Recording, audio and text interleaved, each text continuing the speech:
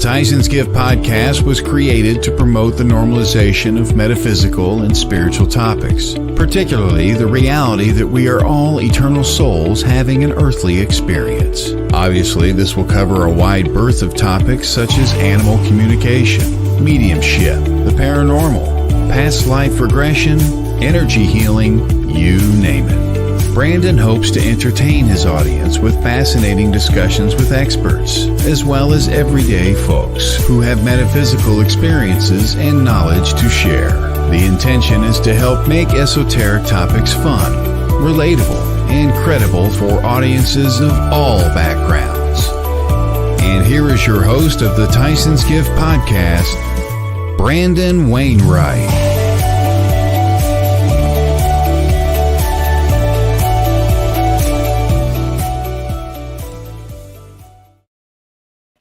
Hello. What are you doing? Oh, well, we barely got her in the seat on time tonight, but this is Pepper. Welcome to the Tyson's Gift podcast on WLTK-DB. This, of course, is Pepper Wainwright, and if you've read Tyson's Gift, the book, then you know exactly why Pepper is a big, important part of our show. So, Pepper, thanks for being here. Do you have anything to say? No? Okay. All right. Sorry, it was flying by the seat of our pants here tonight a little bit. I'm not sure. We're having a little bit of trouble getting our featured guest on tonight, Rodney Blount, but hopefully he'll be here in time. Oh, he's here. All right. I think we had a little mix up with the links. Before I get started, I'm going to go ahead and get into Brando's Potty Humor of the Week. Right now, for the time being, we're not going to use the intro theme. If for any of you out there that want to comment on the use of the theme or the not use of the theme, feel free to do so in the comments, because I might not read them, but I'm going to take note of them tonight. So trying to decide if we want to use that, because we don't want to turn people off or get them with the idea that this show isn't about deep, spiritual, beautiful, light subjects. But by,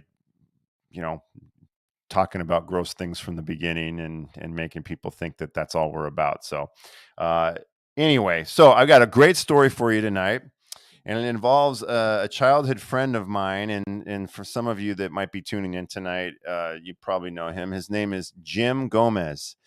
James Carl Gomez. We grew up together in Castro Valley, California. And we went to kindergarten together. And the first time he came over to my house, okay, let me preface this by saying that my mom, wonderful lady, but she wasn't your typical soft, nurturing mom.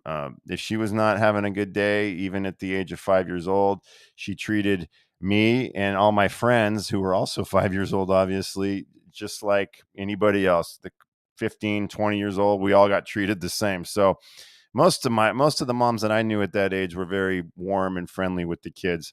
My mom wasn't like that. So Jimmy comes over after school, probably around 12 o'clock, because it was kindergarten.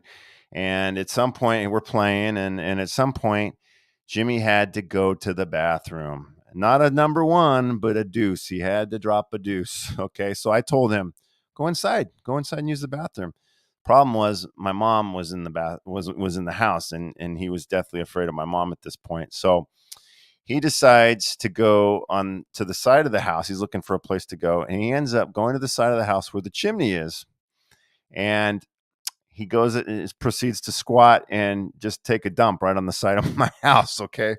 Now, what's funny about this, if it's not already funny enough to you, is our next door neighbor, Charlie Sawyer, who was absolute salt of the earth, greatest generation. He was like a grandpa to me. He had a front door, but his side door was directly across from this chimney, and that was the main door that he used for ingress and egress from the house. And he just happened to open the door and come out just as this was occurring. And I'm standing there like around the corner yelling at Jimmy, no, don't do that. Go in the house. I still remember it photographically as if it was yesterday.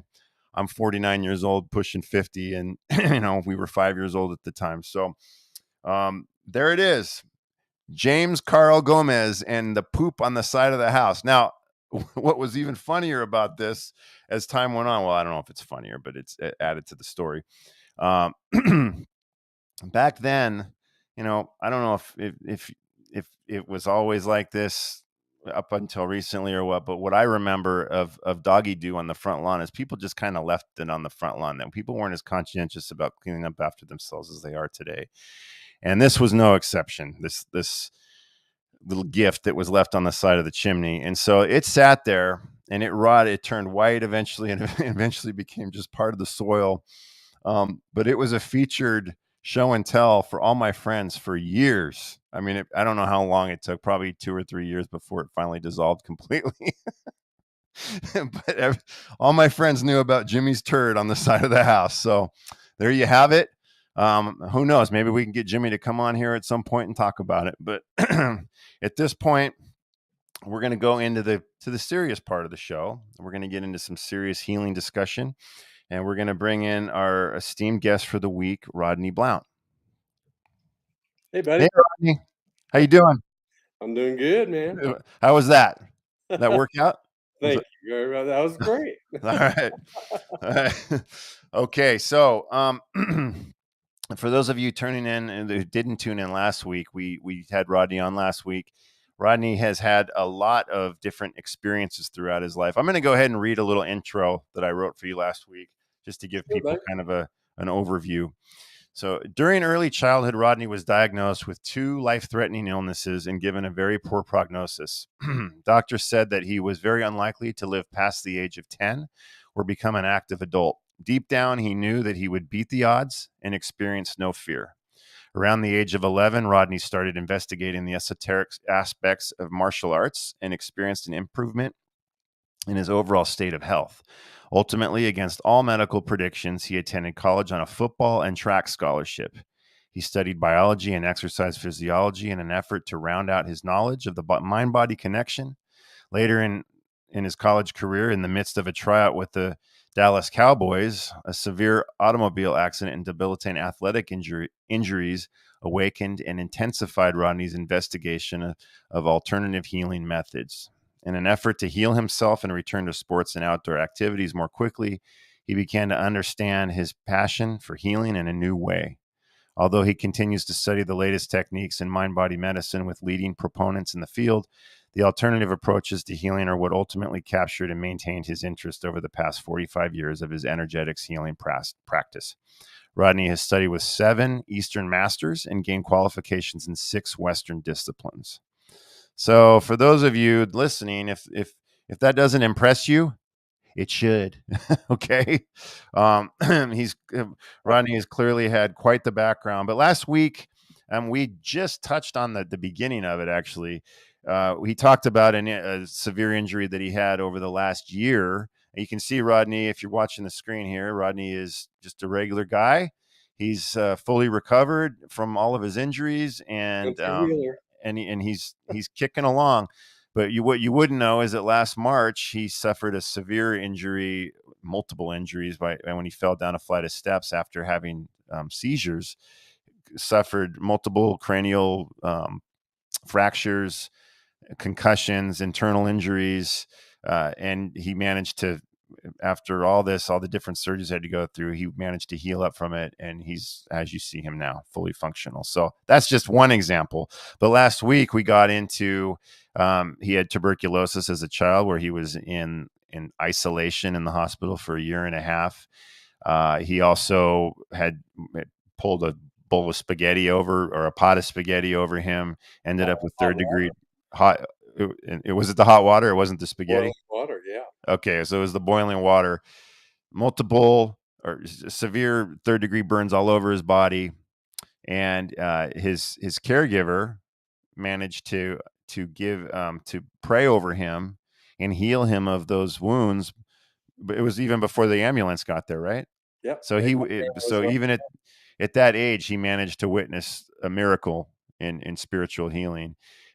Going forward, he he ended up being diagnosed with a heart deformity. This is after the tuberculosis, and wasn't expected to make it past 10, as we were saying before. So that just gives a recap of the different things that he experienced. We got a little bit into the healing last week. We're going to get into that some more tonight.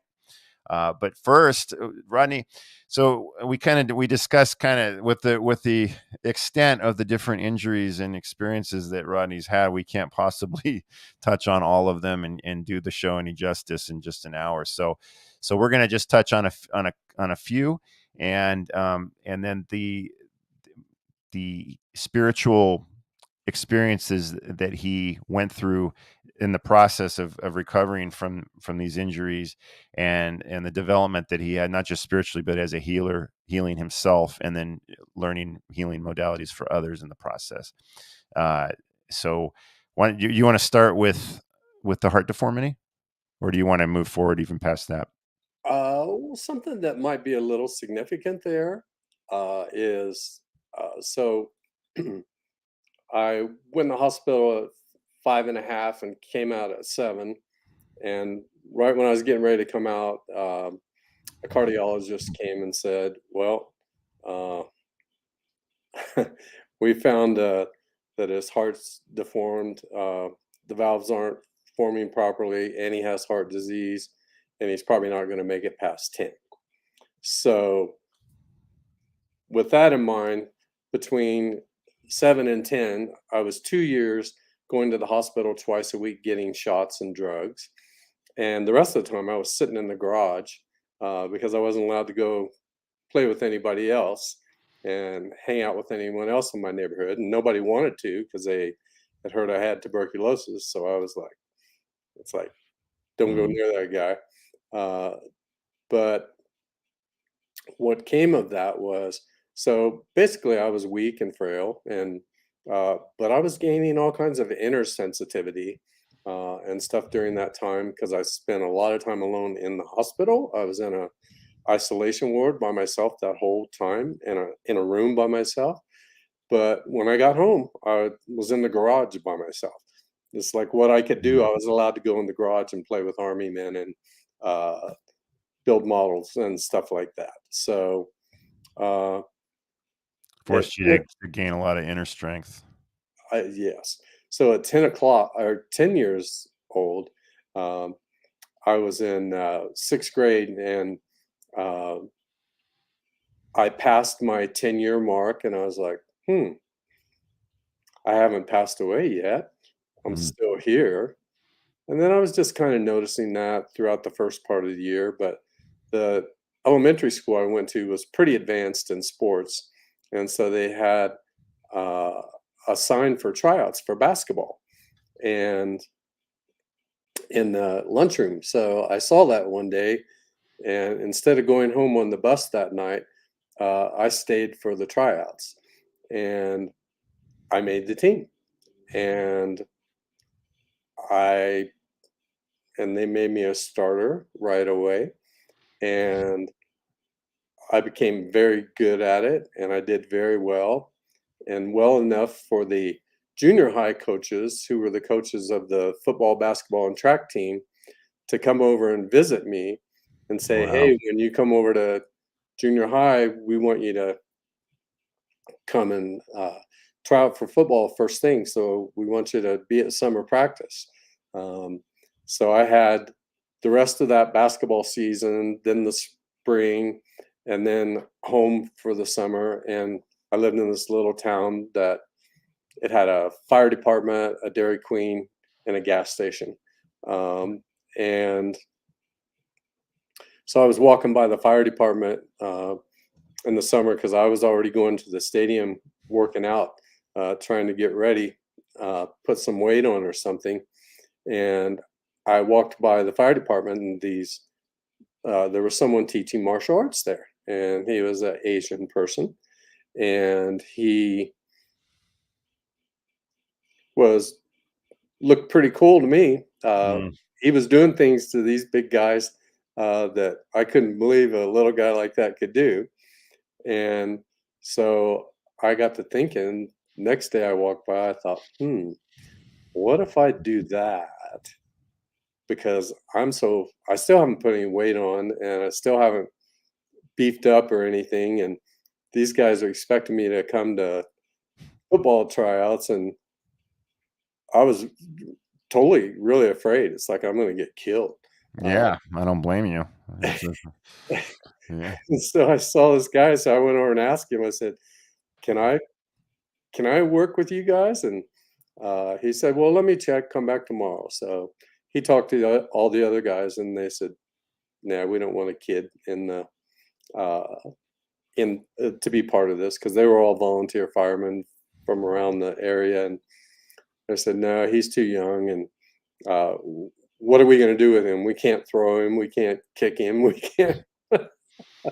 We Mm. can't whatever. So the teacher told me that, and so I went home and I thought about it. And the next day I came back and I said, "I'm going to get kicked anyhow. I'm going to get hit. I'm going to get all kinds of stuff. So at least I can get a little bit ready for it." Uh, and so finally he talked him into it. And so and it just so happened that this teacher was from Korea, and he was an energy master as well as a martial arts teacher. So So was it Hapkido? uh, Hapkido and Was it? Taekwondo and Jujitsu. So turned out, and a Kung Fu master. I mean, a Qigong master for sure. He could project his energy across the room and flatten you. So Wow. he Wow. took me in. And so that summer, I worked my butt off to get ready for summer practice, which was end of August. And lo and behold, it really helped. I put on weight. My reflexes got really quick. I learned how to deflect punches, kicks, whatever, and move around and throw people and get leverage and all kinds of stuff. So How many days a week were you doing it? every day, Every day. Wow. yeah. So that's the way I've always done martial arts all my life. And so uh, when I got to football practice, I had a couple days practice with the JV team, the 7th grade team, and I got sick one day and missed a day of school. And I came back the next day, and these guys came up to me and they go, "So guess what?" And I said, "What?" And they said, "You're the quarterback." And I said, "Oh, I'm not even sure what to do with that." So they said, "No, man, you're the varsity quarterback. You've already been chosen." Really? Yeah. I was thinking, "What? No way." And it's like, "Yes, you are." So when you get your pads on and everything, don't go to the JV field. Come to the varsity field. Uh, and that was the beginning of that. And so it was, And they weren't kidding. It wasn't a they joke. weren't kidding, and they busted my butt royally. But I learned so many things that summer before that I could withstand it. And it became kind of a Wow. phenomenon for the coaches and stuff. They're like, Yeah. "This guy's so light. He's so small." Now I'm 6'2", 180. So but they're like, "Oh, how can he stand these hits? How can he take them?" And then I tried out for free safety because I thought that would be interesting. And I made both of them. So So you played on both sides. so that started my martial arts, my awareness of subtle energies, my awareness of mental leverage, psychological, physical leverage, and I use that on myself to heal as well. So yeah, let's go when you're Sure. talking about what energy, you said that your sensei could project his energy across the room. What So can I now, Oh, I but have only no healing doubt. I energy. have no doubt. But Or maybe we'll do something. I'll send it to you. So, but only healing energy. That's since yeah. 22, I made a solemn vow never to use that energy for anything harmful. Um, But didn't mean to interrupt you there. Go Oh, ahead. no. So when you first, now here's the other thing that we touched on last week that I didn't really recap, is that Rodney came from a very devout Southern Baptist family, and he himself was also very devout. So, but the spiritual healing was all part of the practice that his family had. He talked about going to the different, what did you call them? The Faith healers and revivals. revivals, yeah. The big So this, tents by the river with 10,000 people in them, and people yeah. going up on stage and getting healed. And So how did that, when you saw, for somebody that's seriously, I'm just trying to, not, I'm sure not everybody falls into this category, but for somebody that's just really fundamentalist about their religion, and they see the power that their religion can have in terms of healing somebody, to be taken out of that context and put into a martial arts dojo context, and you see that that's those same healing in it. Now, did he, obviously he could project his energy in terms of chi, in terms of the power that he had with his martial arts, but did you actually see it in terms of his the healing that he showed you with the qigong and that sort of thing? well, I'll tell you when I first saw that related to martial arts. I think I was in my early 30s and I was studying Aikido. And my my teachers were direct lineage descendants from the founder of Aikido, and Mm. uh, extremely advanced folks from Japan. And so one day we were working out, and a guy flipped a guy, and we were on tatami mats that are kind of woven bamboo with a wooden border around it. So they're Yeah. not soft mats. They're not the cushy mats or anything, but you have to really learn how to roll, how to land, how to uh, redirect the energy that could hurt you. And Aikido is the way of harmony, to not hurt anyone, uh, and to uh, subdue them and keep them from hurting you. But you have to leave them unharmed. That's the final step when you get it. So a couple guys that were amateurs were on the mat and working out. One guy threw a guy, and he threw his leg over the border of the tatami mat. So that was oak border about 4 inches wide, and the guy's tib fib hit on it and Mm. just crack. You could just hear the crack, and it was pushing through the skin. And my teacher at the time, Hideki Shirahita, went over to the guy. Everybody kind of flipped out for a minute, all the students. And so he went over to the guy, and there's a practice that I later learned in. It's called Tui Na. It's bone resetting um, using energy. So my instructor went over to this guy, said, just stay still. And he put his hands on his legs and he just started moving it. Um, and all of a sudden, it just kind of started going back into shape, and it it kind of started to look normal, and the swelling was going down, and the guy's pain was disappearing. And so then we took him to Stanford Hospital, um, and the doctors examined him and looked, and they said, well, it's obviously tib fib fracture. um, why'd you wait so long to bring him in?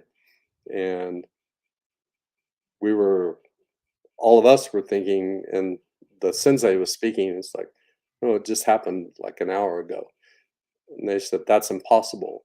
Uh, Mm. this is healed up at least a month or so at Wow. minimum.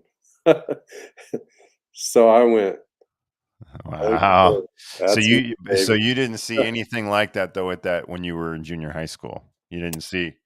You just, but No, I was with the guy from 10 until 22. Uh, and he was very secretive about the energy practices, and he would only teach me little teeny. but you were privy to what they were capable of. Oh yeah. So my question is, just for the, for this in the spiritual realm, for a young kid that was a believer and had all these experiences, in the revival setting and that sort of thing, was it, what did it create any kind of cognitive dissonance in you when you saw that something that powerful could occur outside of the Southern Baptist, Uh, model and Good context? question.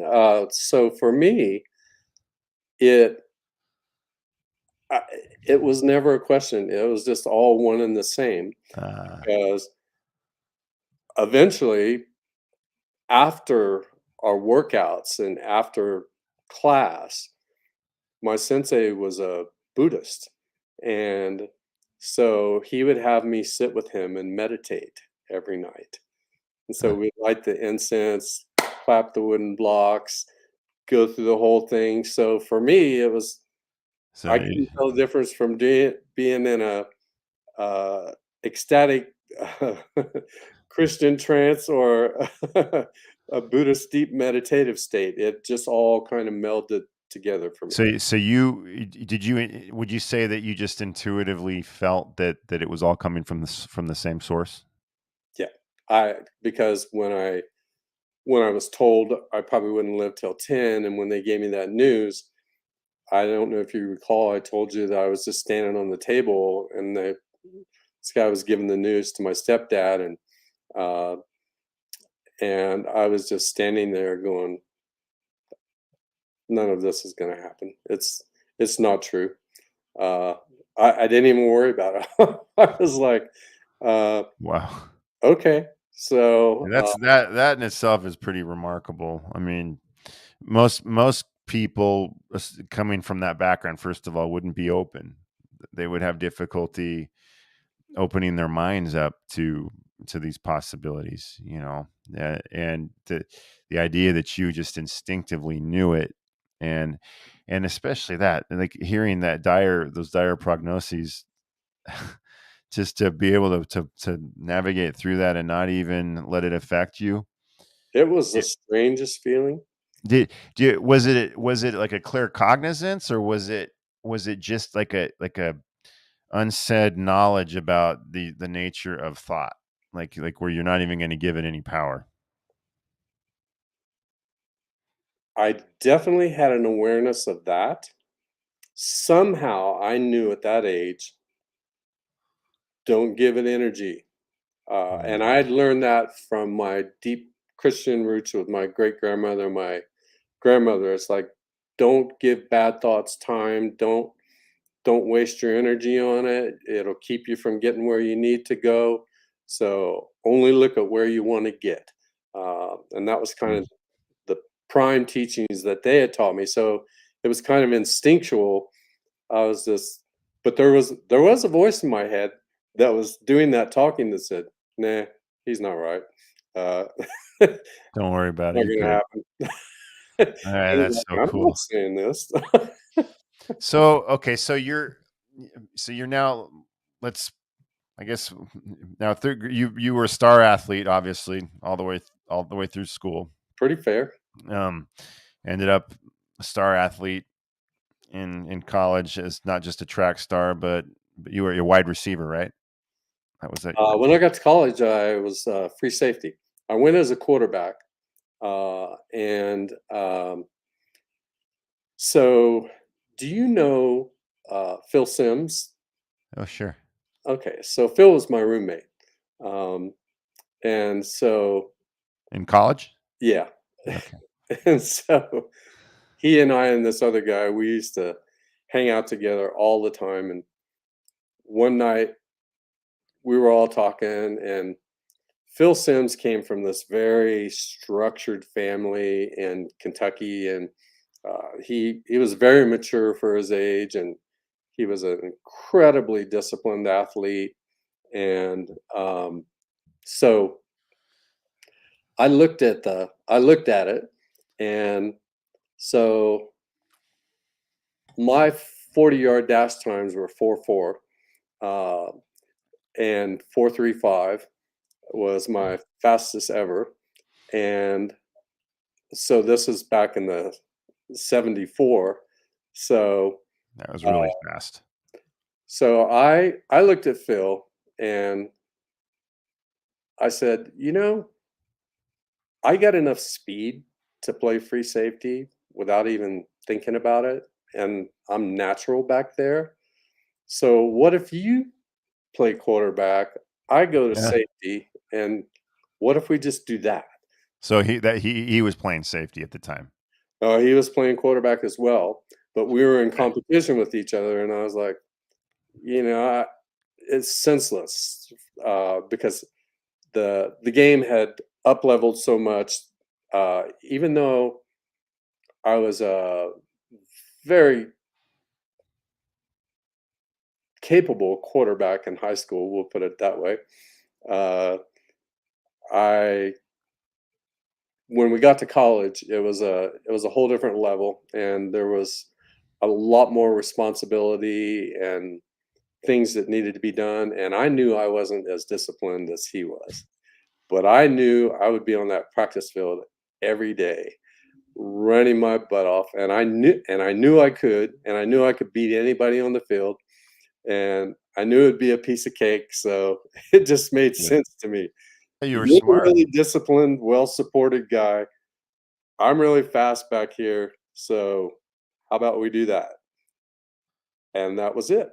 And the very first day of practice, he dropped back, threw his first ball. I intercepted it, and I'm running it back, and he comes to tackle me, and I put my hand out to stiff arm him, and my finger got caught in his face mask, and he kept going by me, and so he tore all the ligaments out of this finger.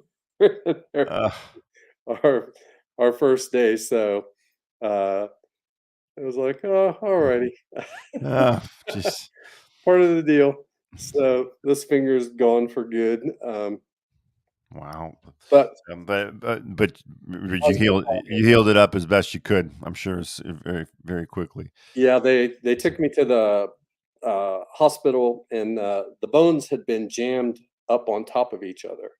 So they were dislocated and jammed up. So they put some needles inside there and pulled them back into place, and then taped it to my other finger, and that was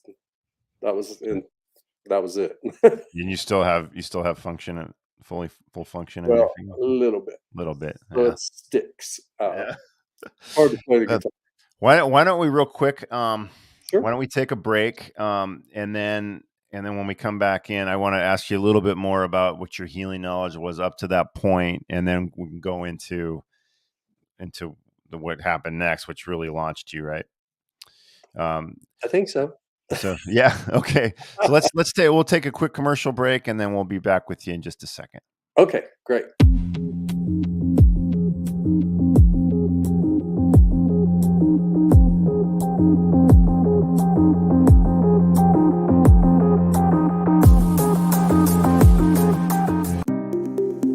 Download the new station calendar and never miss another show. To get it is simple and free. Just visit WLTK-DB.com to download or tap the subscribe button on our mobile app. Once the file is in your downloads folder, just double-click it, authorize it to your calendar, and boom, you have every show listed. Not only does it list the shows, but also the links to watch them live. We would like to thank Danny Loosemore for developing this for us and hope you enjoy it as much as we do. Get yours now at WLTK-DB.com or just click subscribe on our mobile app. See you at the shows. Put the power of this station in the palm of your hand and download our mobile app. Visit the App Store, Google Play, and search for WLTK-DB Talk Radio and download the app for free. Listen to past shows, download our station calendar right to yours, and even shop. The WLTK-DB Talk Radio mobile app, now available on the App Store and Google Play. Download yours now.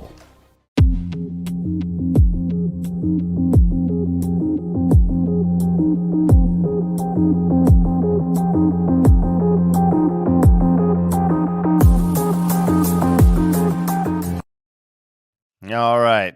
Welcome back to the Tyson's Gift podcast on WLTK-DB Talk Radio. Back here with Rodney Blount, energy, spiritual healer extraordinaire.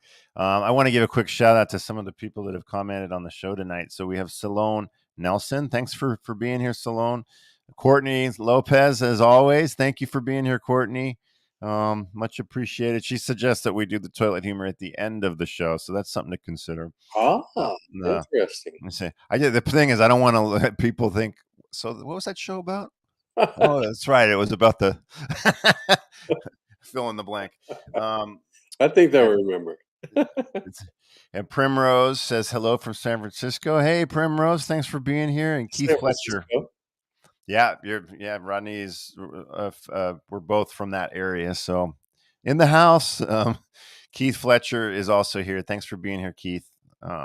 So now you've gone through an extraordinary amount of ailments and adversity through your childhood.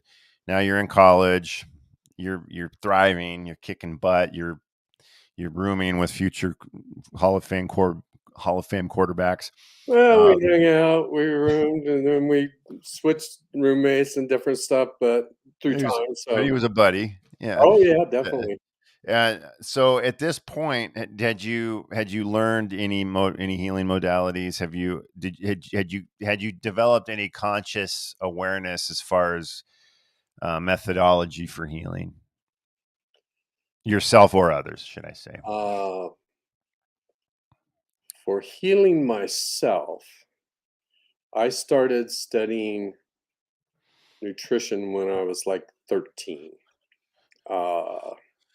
Because I figured the better I eat, the better chance I got of getting well and staying alive. So my sister was, she was, I have several sisters. So this one was selling vitamins for Shackley. I don't know if you ever heard that name. No. It was a multi-level marketing, but they were like one of the most famous vitamin salespeople of all times. And so they had stuff. And so I got interested in different supplements and nutrients and stuff. But then from my grandmother and great grandmother, I learned about salves and balms and herbs and stuff while I was a kid in elementary, coming through junior high. So to give you an example, one night I had stubbed my toe in football practice, and really bad. And in the pros, they would call it turf toe. So it's like it's an injury a player doesn't want to get because it can just plague you forever. So I came to my grandma's house from practice, and my great grandmother was there. And my great grandmother was about 5 foot, 85 pounds, and she was full-blooded Cherokee. And so she says, honey, why don't you go get me some Vicks and a ball of cotton? And so I did, and I brought her to the kitchen, and she goes, sit down, put your foot up here in my lap. And so she took the cotton and rolled it into a little string-like thing, and then coated that with Vicks, and then put that around my toenail. And then my grandmother's house had a heater that was in the floor, so it was about a 4x4 square that the heat came up in the middle of the hallway to heat the house. And my great grandma said, so she packed it down around my toenail, and she says, "Now go stand on the heater for about 10 minutes." And I did. And then she came back after about 15 minutes or so, and she goes, "You can get off now." And uh, so I did. And so she said, "Let me see." And so she takes the cotton off and she goes, "So walk around on it and see how it feels." Pain Okay. all gone, everything gone. So, Uh, so do you think that was the salve, or do you think it was like, was it something that she did in terms of energy? It was, or both. she was fluent in that type of stuff. Uh, However, my belief all these years later is it's a combination of everything in the healing process. It's a combination of the person needing help. It's a combination of their belief system. It's a combination of the healer's belief system. It's a combination of the tools that you're using. If they're like easy to believe in, uh, I, I think I think the more my clients can believe in what I suggest to them, and so I Mm, explain everything very thoroughly, all nutrients, everything, their actions in the body, blah blah blah, and everything that the energy does. So they really know what's going on when I work with them. So I think a really informed person who accepts what's given to them uh, has the best chance. And if the belief systems are similar, it makes it all the better. And especially if there's a belief in a higher power, and if there's a belief in a source of all this, and the belief is that that source loves me, will take care of me, and support me throughout my life. If there's a unity around that, it is magic just happens all the time. mm, So uh, for some people, it could have been, oh, she put Vicks on a cotton and put it on his toe and put it on heat, and that did it. Uh, but it was all of it. It was every single bit of it. So my work is to look at. Um, I work with uh, physical, mental, emotional, psychic, and spiritual aspects of an illness or injury every time. So my opening when I work with people is to we have a two. It's scheduled for two, but it usually runs 3 hour assessment period where I go through every possible aspect that could be ailing them. It it could be a really bad memory, traumatic memory that's causing disruption in certain parts of the nervous system, or it could be a bad psychic uh, status in the person. They're just so psyched out from the world. They're scared of everything. So mm, I have to find out all that stuff and break down all those barriers and smooth all that out so we can get down to the actual healing. So mm, then when it comes to me suggesting nutrition suggestions or telling them how I'm going to work energetically and explaining the subtle energy bodies to them and which ones we're going to be working with and what the mechanics of that are and stuff. When it gets down to all that, we're all on the same page. So magic. so, Uh, yeah. and if I can't get someone on the same page, it's probably not going to last whatever I do. Um, Mm. because the people are actually the ones who heal themselves. So if you don't have a lasting structure within yourself to accept that, you'll go, "Oh, some guy pointed his finger at my knee and it got better," but Now, I don't now believe when you say that, I mean, I agree that, that the client is integral to the healing. Um, but can it you or the healing. articulate can you articulate precisely what that means? I mean, I mean, you can deduce what you just said is you got to be open, you got to be in symbiosis with the whole process. But when you Well, it's say best. The best results happen when it's that way. right, but when you say that they are healing themselves, um, what how would you best articulate that? We can use an example of a cut or a scrape starting in early life. Um, First it hurts, first it bleeds, first it's raw, the nerves are upset, um, and it's a boo boo. Mommy, I scraped my elbow, whatever. And it's like, okay, so your body goes through those changes first, but those are all signaling systems that your body innately has. It's like, okay, we've been traumatized here. There's been a violation of the skin, say for instance, or there could be a psychic violation or an emotional violation. But your body knows it, your mind knows it, your spirit knows it, your subconscious and unconscious knows it. So then it begins a process of restoring itself back to a sense of equilibrium. So that cut will eventually scab over. The the scab has underneath um, it has elements that are healing that wound and returning that skin back and building back those layers, however deep that was. Uh, so then eventually the scab gets itchy and little parts come off around the edge. And then eventually someday you wake up and it's like, oh, it came off in the middle of the night while I was asleep. Mm. Uh, so your body did all that work through all the unbelievable miraculousness of the human being.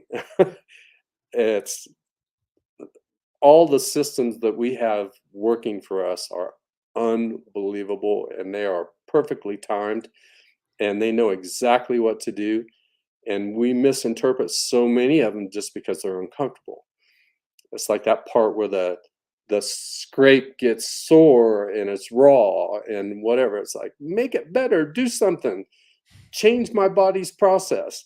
Uh, Yeah. and we get inculcated into that way of thinking as youngsters and as we come up and it's like, well, let's go to the doc and get a pill, let's go get some stuff. And a lot of times that Hide can hide work. hide the symptoms. Exactly. So that isn't totally taking care of the the situation. So if I had a kid come to me with that, I'd talk to him and say, hey, so what happened, buddy? And he would tell me and I'd say, so how do you feel? Did it scare you? And so that would give me a alert if there was any psychic disturbance or any mental disturbance there. It's like, no, it didn't scare me. And it's like, well, did it hurt really bad when you did it? It's like, yeah, it hurt a lot. And I'd say, so how much does it hurt now? Uh, oh, it hurts. I said, okay. I said, did you tell your mom or dad or anybody about it or your teacher? It's like, I told my teacher. It's like, what'd your teacher do? Told me to go sit in the back of the room. It's like, oh, okay, we got a little problem with that right there. Uh, Mm. that kind of shaming, that kind of dismissiveness at early ages can set up our healing patterns for later in our life. But if those disturbances aren't put in there, your body knows how to do everything. Everything. It made you. Yeah. Yeah. It made a child. The wisdom is there, and we co-create our realities with that wisdom and with those unseen forces. So my idea of healing is to get in alignment with that, and then your body has mechanisms and data banks that know how to do everything. Knows how to get rid of a tumor, uh, knows how to heal a scrape. Uh, it can even heal your eyes. Uh, it can do anything. It absolutely can do anything. The only thing I haven't seen a healing from personally, because I haven't personally had to work on anybody with it, was Ebola. Hmm. It's the only thing I haven't worked with that I know of, because my practice has been with terminal, chronic, and acute illnesses since 1978. And my first case was a brain cancer case, and it was my wife. and we had just gotten married and been married 2 weeks, and they found 6 tumors in her brain and one giant one on her pituitary gland that was the size of a half dollar. Um, and Wow. so, Jeez. yeah, so 2 weeks Wow. after we were married, we just moved to California and just getting settled in, and boom. Uh, so I asked the doctor. He said, "Well, we're gonna try and do something with this one main tumor to get pressure off the brain so it doesn't hurt so much, but get your affairs in order. You got 6 to 12 weeks, maybe. So sorry, uh, you're newlywed. You're just starting out, and it's all going to come to an end for you, and you're just going to have to learn how to cope. I can tell you about some support groups or whatever."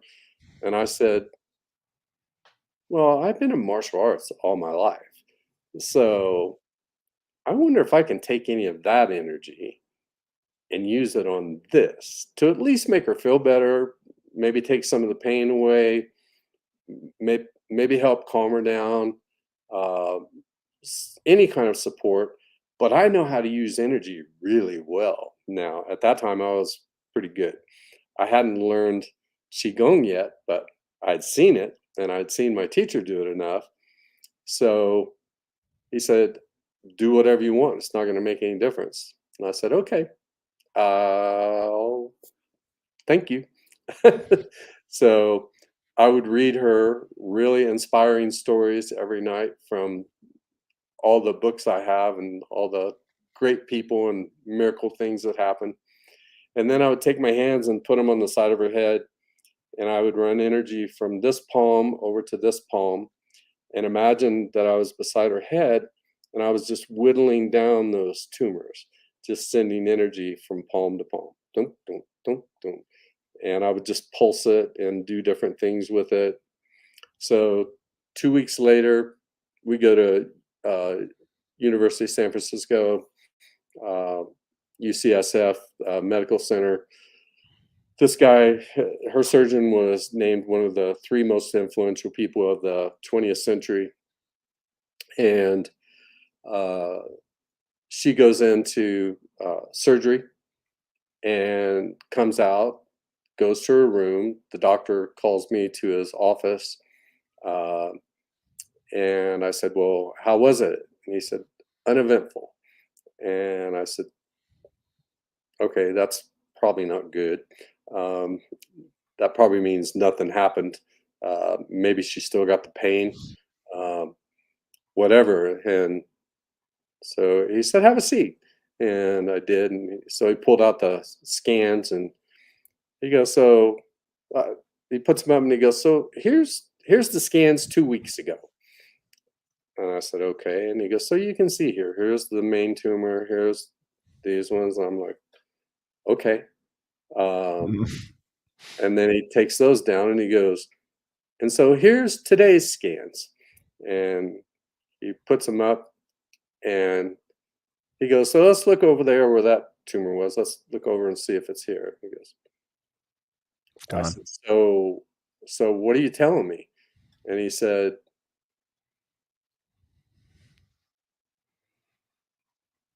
"I went in there and all I could find was a little sack of water about the big as the end of my little finger. So I just sucked it out and that was it. Uh, we sewed her up and you're lucky." And I Uh, said, "Wow." I said, "Would you like sold. Sold. And this was before you even learned I was all. still just martial arts. Uh, I knew herbs, salves, that kind of stuff, folk medicine. Uh, I knew nutrition. Uh, I knew martial arts, and I knew that there was an energy component to it that was very important. Uh, and but that's all I knew, and I never That is thought of healing just incredible. anything. And I I said, "So would you like to hear anything that we did the last couple of weeks?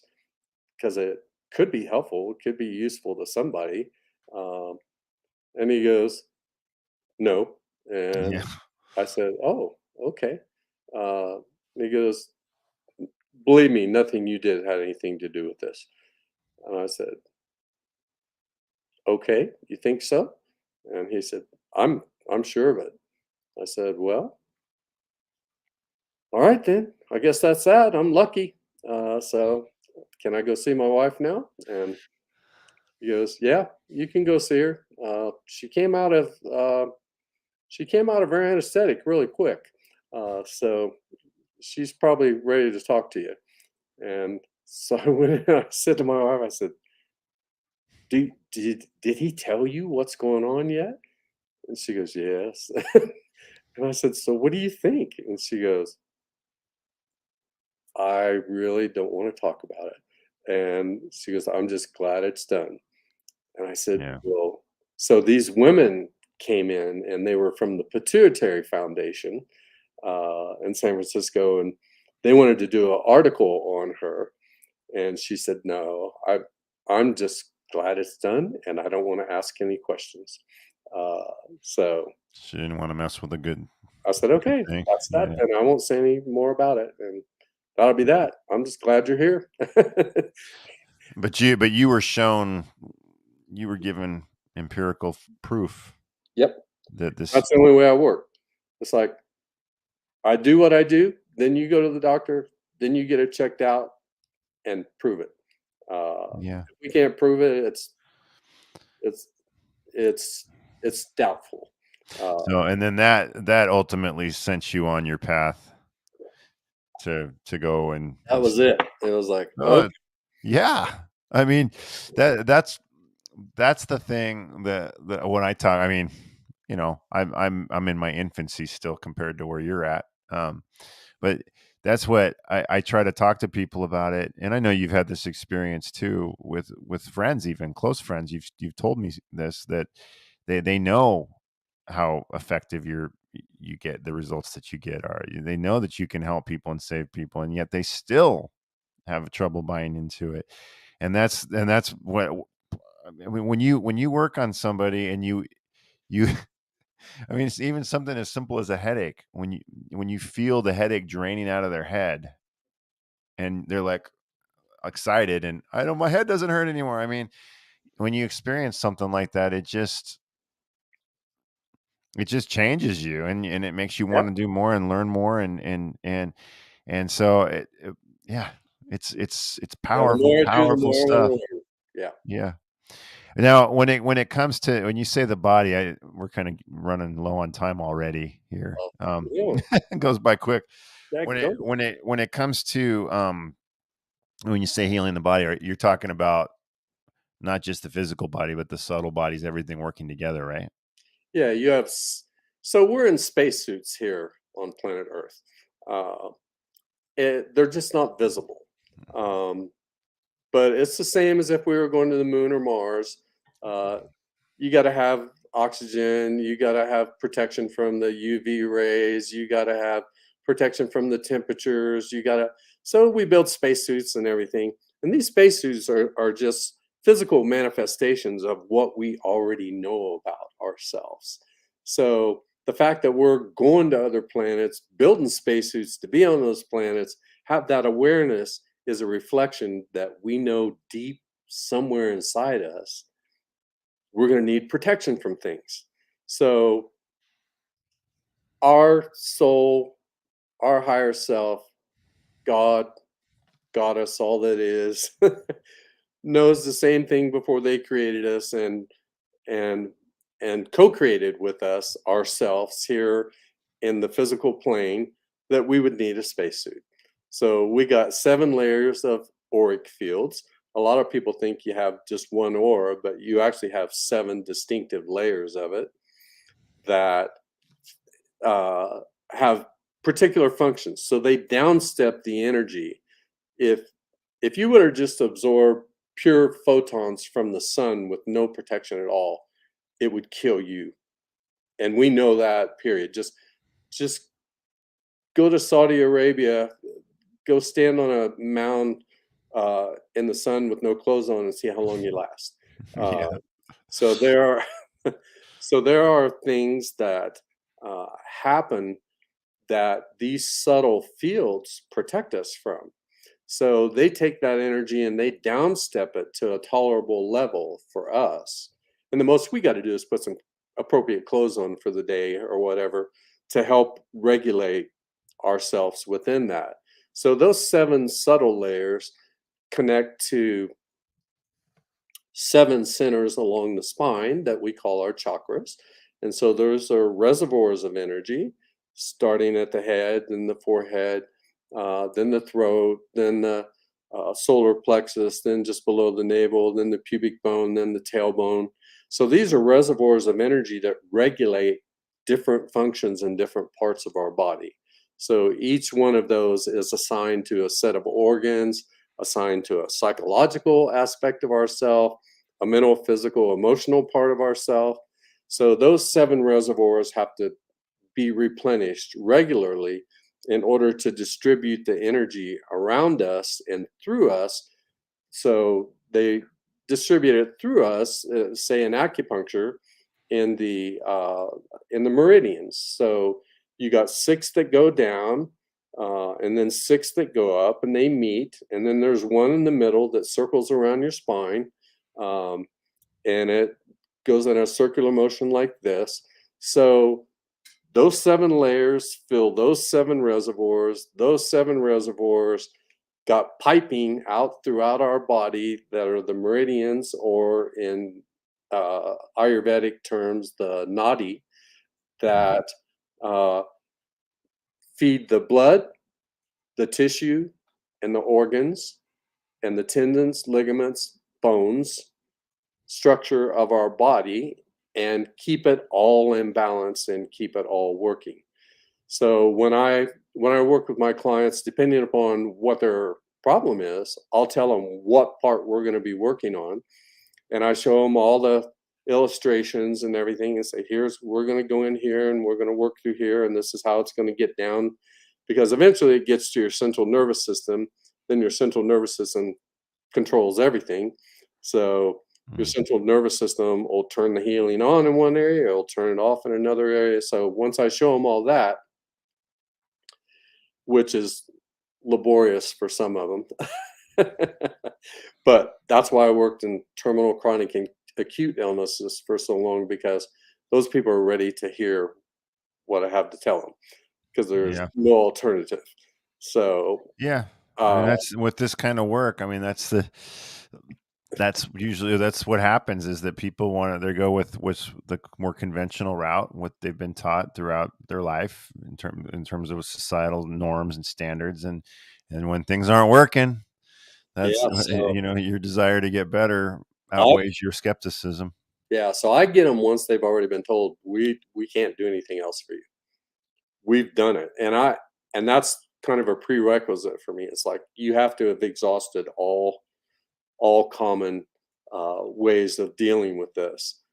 So I want to know you went to your doctor. I want to know what the diagnosis was. I want to know what the treatment plan is. I want to know what the prognosis is, so that I can work in unison with that. And I quite often interact with the doctors throughout the whole course of the serious illnesses, but they've definitely come to me. And if I talk to the doctors, they go, do whatever you can do. There's nothing we could do.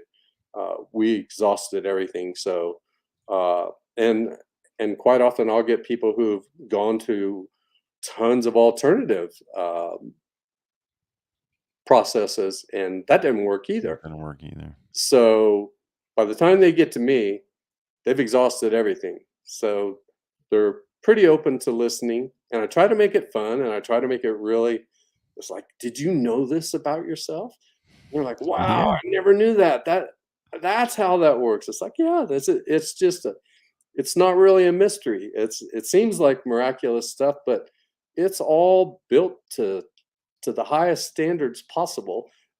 You just don't know how miraculous you are, but I'm going to show you in time, and we're going to interact with it, and you'll see. So I don't have any conflicts with anything that way, because they're ready to listen, and They're ready to listen. they're ready for Yeah. help. Uh, yeah, Yeah, that's well, and think of the, you're not just healing them, they're went from, I mean, I'm just picturing like the typical patient that you have. You know, they come to you, clearly their balance was off, you know, in one of those categories: physical, mental, emotional, spiritual, psychic. Yep.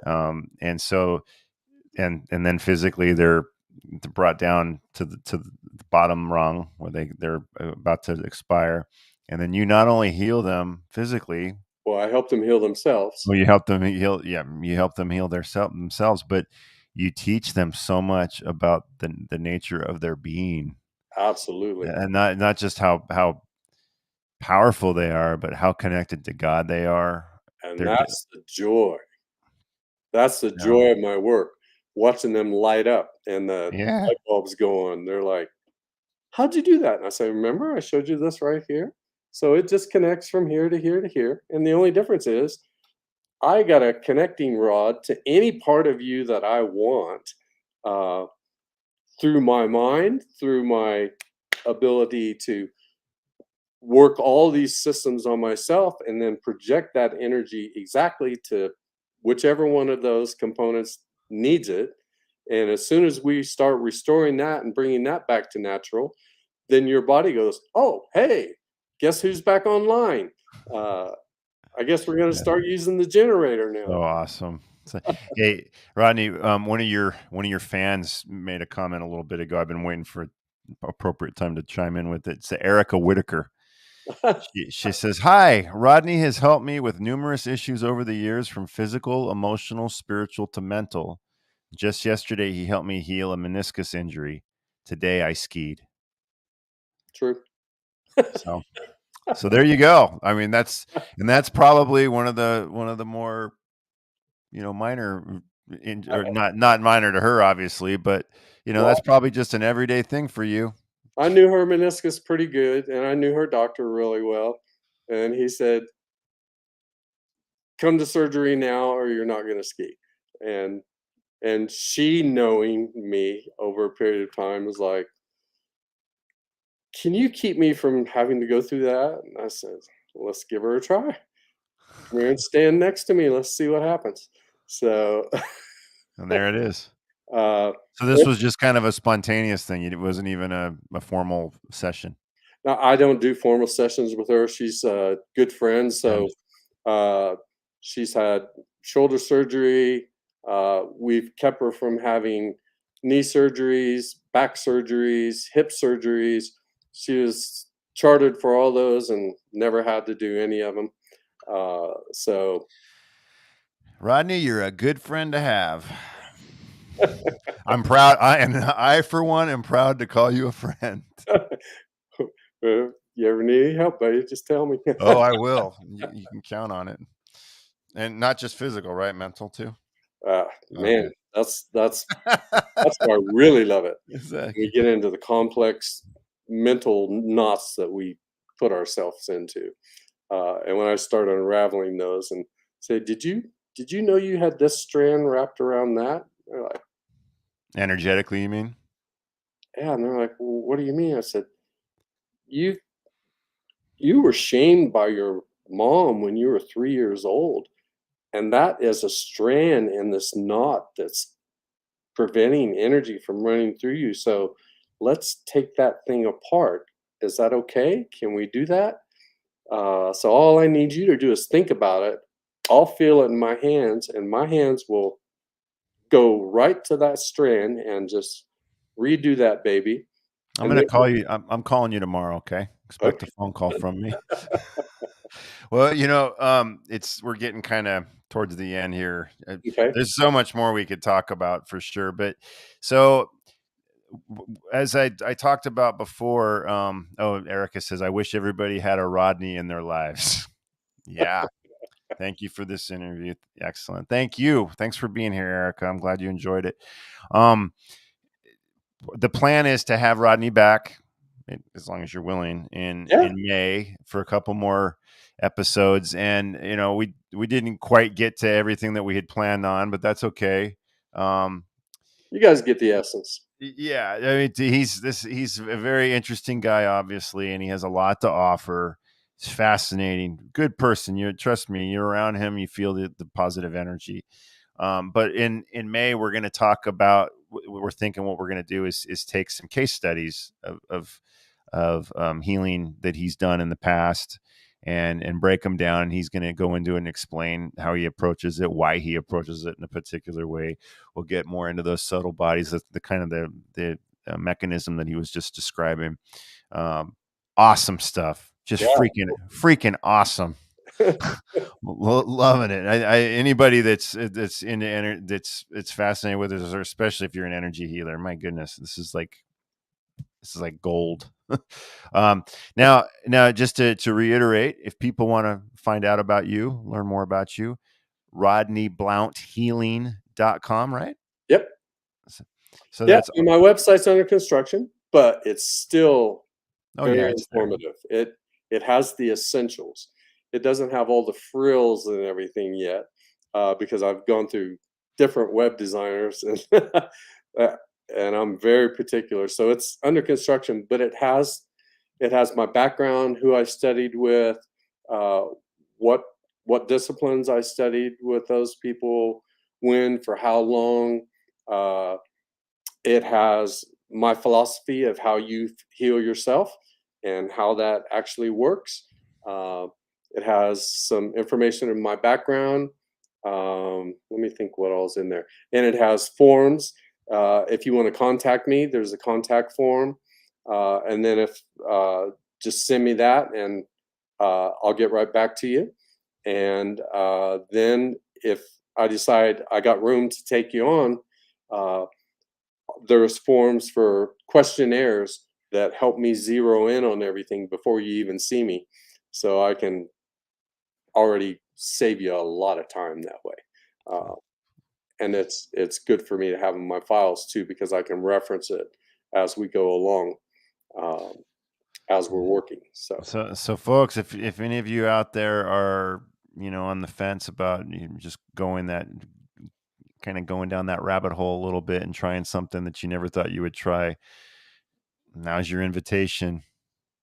And I can do it from a distance too, no problem. Yeah. Energy is not governed by time and space. It is not. Spiritual energy. So I mean, anybody that's ever done energy healing on any level knows this.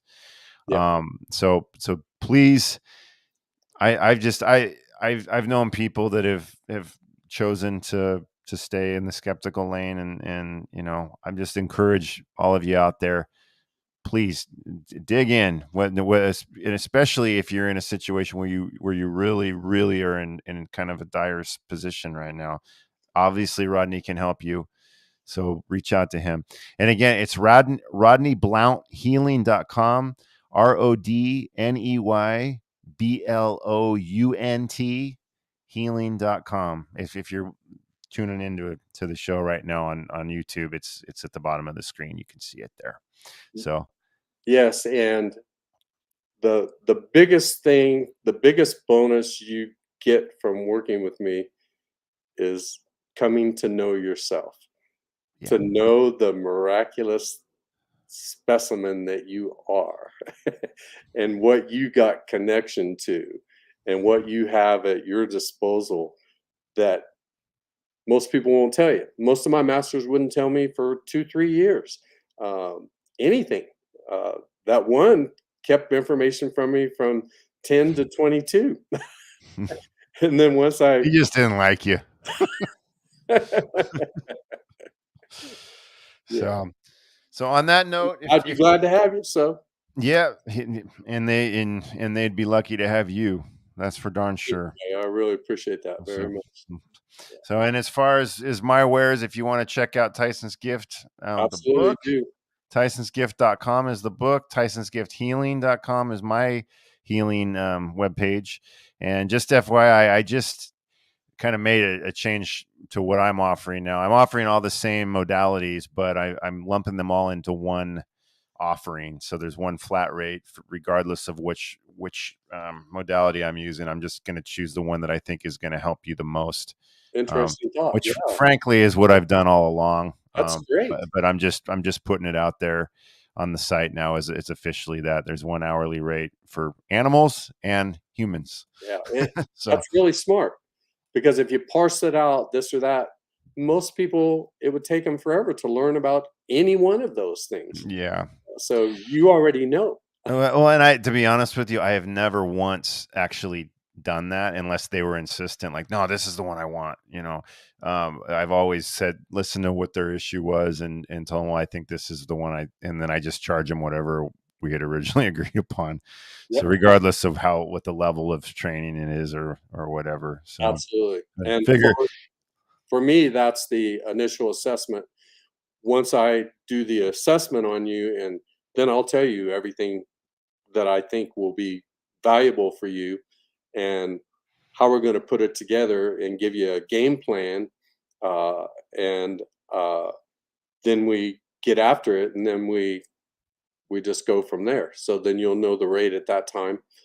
So say, for instance, if I'm working on brain tumors and lung tumors, and for some people, tumors that I've worked with that are everywhere in their body, that's a little bit more than getting rid of a headache, but it's slightly different. But not much. Yeah. I try to make things accessible to people. Yeah. Well, you're in it for the right reasons. Yeah. So. Okay, folks. Well, we'll be looking forward to having Rodney back in May, and I'll put that out on my advertisement eventually. So be looking for it, though. It's going to be fascinating. But do you have anything else, Rodney? Or are we good? No, it's all good for me. So, all right. Just let everybody know I love them, and love is the healer. I'll just boil it all down to that positive, absolute certainty. Absolutely. Love is the healer, I guarantee you. So it's simple but powerful. Yeah. So, and for those of you that are still tuned in here at 8:20, thank you for staying all this time. We hope you have a good evening and a good rest of the week, and we will see you next week on the Tyson's Gift podcast. So you guys make sure and watch them and have fun. Yeah.